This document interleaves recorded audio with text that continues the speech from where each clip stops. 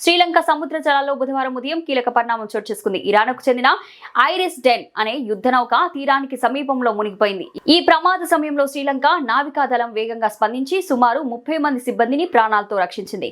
ఈ విషయాన్ని శ్రీలంక విదేశాంగ మంత్రి విజితా హెరాత్ పార్లమెంట్లో అధికారికంగా ప్రకటించారు.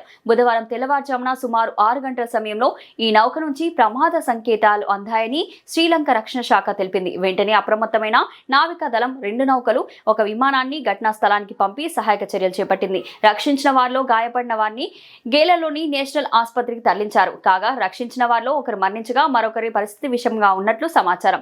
ఈ నౌకలో మొత్తం 180 మంది సిబ్బంది ఉన్నట్లు తెలుస్తుంది. అయితే ప్రాణ నష్టం విషయంలో భిన్న కథనాలు వినిపిస్తున్నాయి. సముద్ర గర్భం నుంచి జరిగిన దాడి వల్లే నౌక మునిగిపోయిందని, దాదాపు 101 మంది ఆచూకీ గల్లంతైందని రాయిటర్స్ వార్తా సంస్థ పేర్కొంది. కానీ శ్రీలంక నావికాదళ ప్రతినిధి మాత్రం భారీ సంఖ్యలో సిబ్బంది గల్లంతయ్యారని వార్తలను ఖండించారు. ప్రస్తుతం 32 మందిని రక్షించామని, మిగిలిన వివరాలు ఇప్పుడే చెప్పలేమని స్పష్టం చేశారు. ఈ దాడికి ఎవరు కారణమనే విషయంపై ఇంకా స్పష్టత రాలేదు. యుద్ధం జరుగుతున్న వేళ ఈ ఘటన చోటు చేసుకోవడం ప్రాధాన్యత సంతరించుకుంది.